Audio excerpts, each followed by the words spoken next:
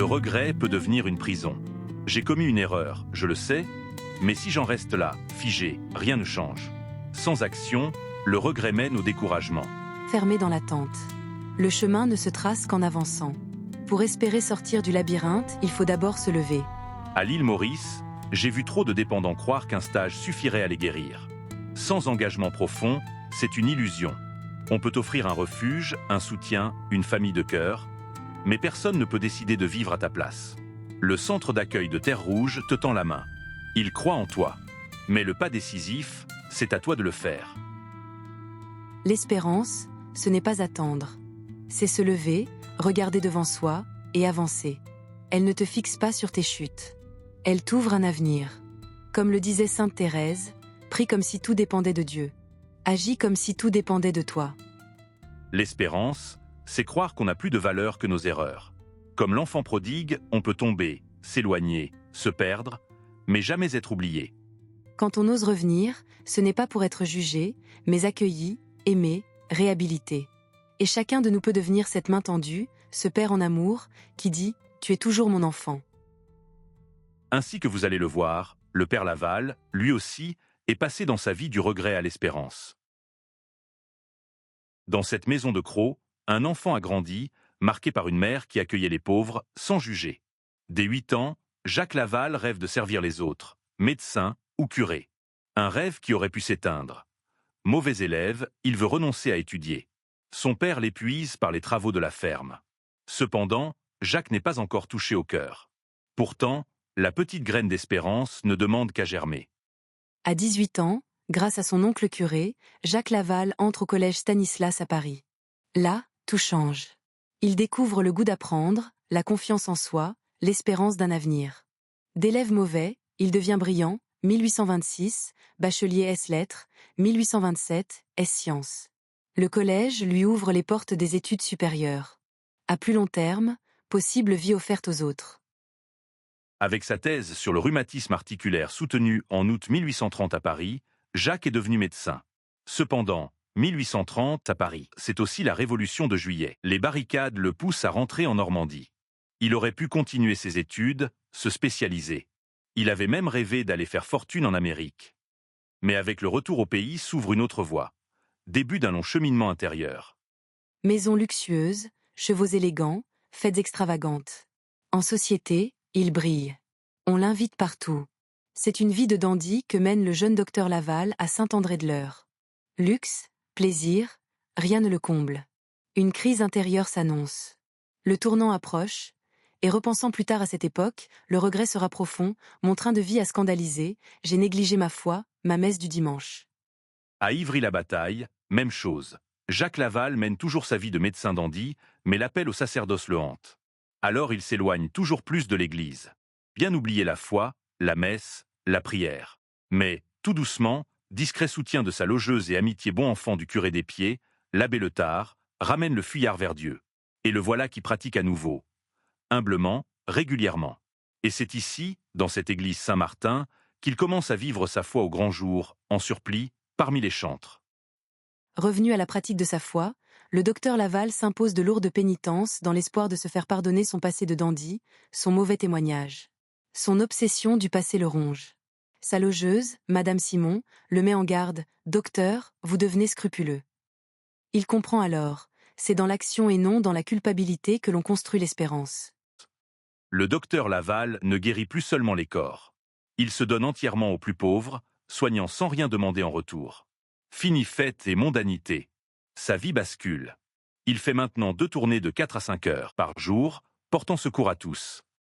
Et, s'il trouve un moment, il va se tenir devant le Saint-Sacrement. Dieu, enfin, n'est plus un juge. C'est une présence.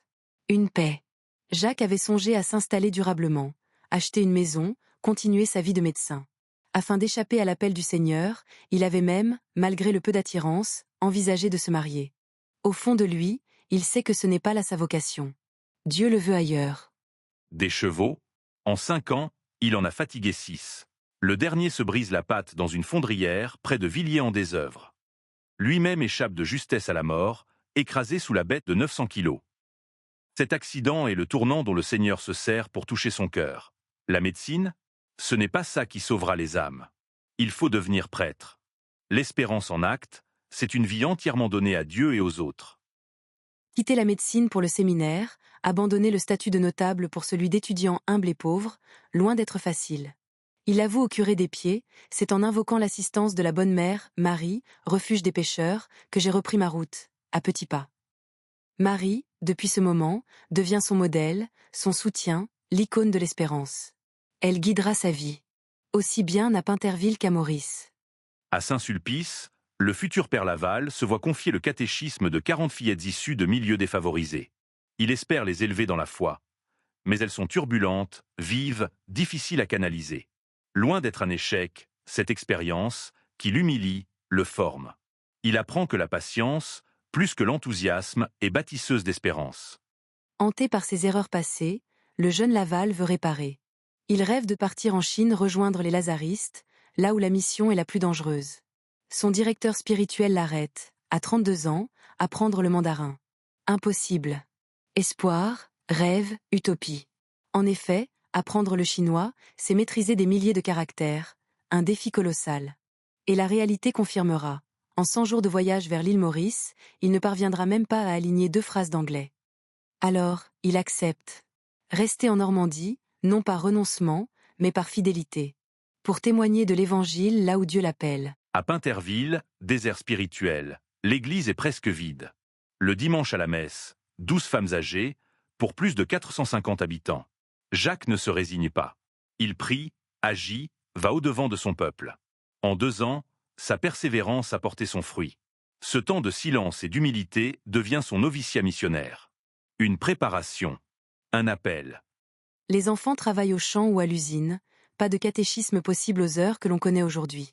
Alors, il adapte 21 heures pour les plus jeunes, 22 heures pour les autres. Le dimanche, il ajoute jeux, promenades, cueillette de pommes. Il ne s'agit pas de corvée, c'est leur rayon de soleil. Leur meilleur souvenir. Pour ancrer la foi naissante, Laval forme les parents, prépare au mariage les couples qui vivent en ménage. Il répète « Faites de bons parents, vous aurez de bons enfants ». Une policière mauricienne reconnaît aujourd'hui que s'il est vrai que des enfants de bons parents peuvent déraper, c'est aussi presque toujours vrai que de mauvais parents auront des enfants mauvais. Quand 2 séminaristes de passage l'interrogent, il ouvre son cœur, « Moi qui ne fais pas grand-chose ici, si le Seigneur me fait signe, je partirai pour sauver plus d'âmes. » Il parle sans forcer, dans l'espérance et la disponibilité.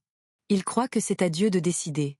Lui, il attend. L'abolition à l'île Maurice en 1835, effective en 1839, marque un tournant. Contrairement aux Antilles où elle s'est accompagnée de violence, et contrairement à la Réunion, où elle a été imposée sous menace, l'île Maurice évite le bain de sang. Mais l'espoir seul n'est pas garant de paix. Il faut la construire. Et ce, malgré ces tensions si lourdes entre ex-esclaves et anciens maîtres. Le système de l'apprentissage prolonge la souffrance, et l'arrivée de travailleurs indiens transforme aussi la société en profondeur. Après l'abolition de 1835, les lendemains sont incertains. Beaucoup d'anciens esclaves goûtent à la liberté, d'autres sombrent dans le désarroi. Un dénominateur commun ? Le mépris. Mais la réalité reprend vite le dessus, il faut vivre. Certains retournent chez leurs anciens maîtres, d'autres cultivent un lopin de terre, quelques-uns survivent de rapines. Face aux tensions, aux vols et incendies, on espère un guide pour moraliser les nouveaux libres. Pour faire germer l'espoir d'un avenir nouveau. Le père Laval n'est pas venu avec un bâton, comme on en usait ailleurs. Il n'impose pas la foi par la crainte. Il apprend le créole. Il parle aux Mauriciens dans leur langue. Il leur montre qu'ils ont une valeur aux yeux de Dieu, tendresse redonneuse d'espoir. Ainsi naîtra un pèlerinage d'espérance pour l'île tout entière. Laval n'a pas changé les hommes par la menace, mais par l'amour. Regardés avec les yeux du ciel et non pas condamnés, ceux-ci reprennent confiance. Voilà qu'ils osent se mettre à croire en eux-mêmes. C'est par là que tout commence. Jacques Laval ne fait pas que prêcher l'espérance, il la met en œuvre. Chaque vendredi, il guide son peuple dans le chemin de croix. Il lui apprend à offrir ses souffrances, non pour les subir, mais pour les transformer. En suivant le Christ humilié, les Mauriciens trouvent la paix intérieure. Pour chacun, cette prière-là devient chemin de réconciliation, et cela pour toute l'île. Foi qui devient libération. Le père Laval prend au sérieux baptême et mariage. Il prépare les couples à devenir parrains et marraines, témoins de leur foi. Il les forme aussi à devenir témoins de mariage, pour ancrer l'engagement dans la durée, sagesse que beaucoup aujourd'hui feraient bien d'imiter à leur grand avantage. Peu à peu, la foi prend racine. À peine sortis de l'ignorance, ces nouveaux chrétiens rayonnent d'une allégresse contagieuse. Laval ne se contente pas d'évangéliser. Il fait confiance à ses premiers convertis, les forme, les envoie. Alors que le catéchisme est encore l'affaire des seuls prêtres, il choisit des catéchistes hommes, mais aussi femmes, souvent des couples. Et la moitié de ses auxiliaires sont des femmes. Une révolution pour l'époque. En Afrique, on ne verra ça que 20 ans plus tard, et seulement avec des hommes. L'historien spiritain Joseph Michel identifiera 75 noms. Beaucoup d'autres restent anonymes. Mais leur foi a tout changé. Les employés de maison deviennent apôtres de leurs anciens maîtres. En acceptant leur croix, ils transforment les rapports humains, entre patrons et employés, entre adultes et enfants. Ces nénènes, gardiennes du cœur des familles, deviennent témoins de foi. Leur vie ouvre les cœurs, relance l'existence chrétienne. Chez les Blancs comme chez les Noirs, la visite du prêtre fait craindre la mort. Les nénènes aident à pacifier les malades et accompagnent les mourants dans la dignité. Dans ces dernières années, Laval se sent inutile, incapable de célébrer la messe, se croyant dans une période stérile. Il se dit être une casse branlante, un soldat désarmé. Mais c'est alors que ces laïcs, qu'il a formés, révèlent la fécondité de son apostolat. Soutenu par sa propre prière, il les voit maintenant porter la foi là où il ne peut plus se rendre. Leur fidélité est sa plus belle victoire, la preuve qu'il avait, ô combien, raison de leur accorder sa confiance. Venu pour les Noirs, son amour n'a fait aucune distinction. Sa pastorale a rassemblé l'ensemble des communautés de l'archipel. Lui est artisan de paix, signe d'unité. Bien plus qu'aucun responsable politique, il reste aujourd'hui et restera l'apôtre de l'unité mauricienne. Et nous avons une espérance, le voir un jour canonisé. Dès son vivant, on le disait saint. Aujourd'hui, des milliers de fidèles se pressent à son caveau, témoins de guérison portant remerciement. Plusieurs miracles sont déjà à l'examen du Vatican. Pour atteindre la dernière marche, il n'en faudrait plus qu'un de reconnu. Et tant que la foule prie, l'espérance demeure vivante. Dès ses funérailles, des grâces lui sont attribuées. Une guérison miraculeuse est rapportée avant même que son cercueil ne soit fermé.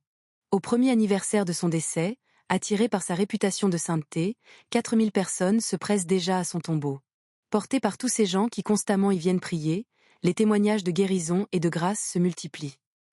Au temps où j'étais responsable du pèlerinage, j'ai pu rassembler près de 900 lettres de reconnaissance. Beaucoup d'autres se sont perdues. Et beaucoup sont trop intimes pour être publiées. Celles que j'ai retenues, j'ai veillé à les rendre anonymes. Avant le Covid, on comptait déjà près de 10 000 pèlerins par semaine. En 2002, sans fête particulière, ils étaient 20 000 sur une semaine, preuve vivante de l'espérance qu'ils continuent de susciter. Autour de l'anniversaire du 9 septembre, les foules sont immenses. En 48 heures, près de 75 000 pèlerins se pressent au caveau.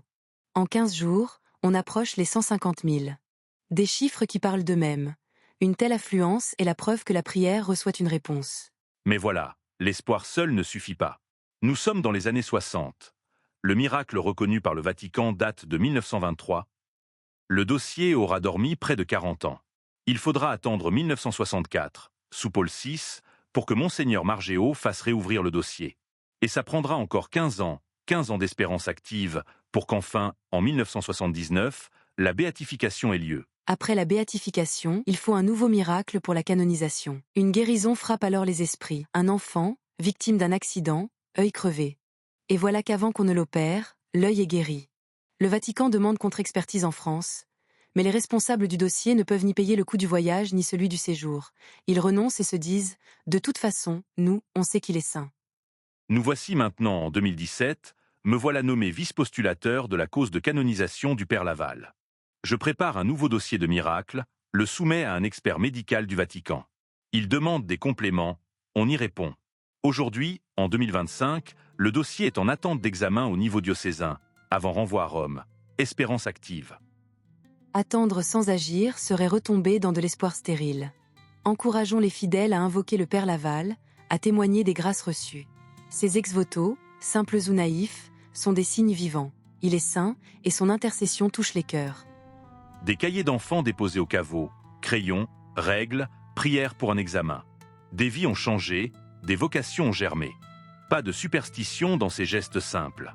Et pourtant, depuis la fin du Covid, des barrières empêchent encore de toucher le sarcophage. Ce geste, si fort pourtant de pèlerins, hindous, chrétiens, musulmans, n'est pas un caprice. C'est une prière silencieuse, une rencontre. Si ce n'est qu'un souci d'hygiène qui tient les gens éloignés, alors là, oui, c'est révoltant. Depuis quand mettons la foi sous cloche ? Au caveau, des familles se réconcilient, des chirurgiens sentent un soutien invisible, un médecin trouve dans son sac un médicament pourtant absent la veille.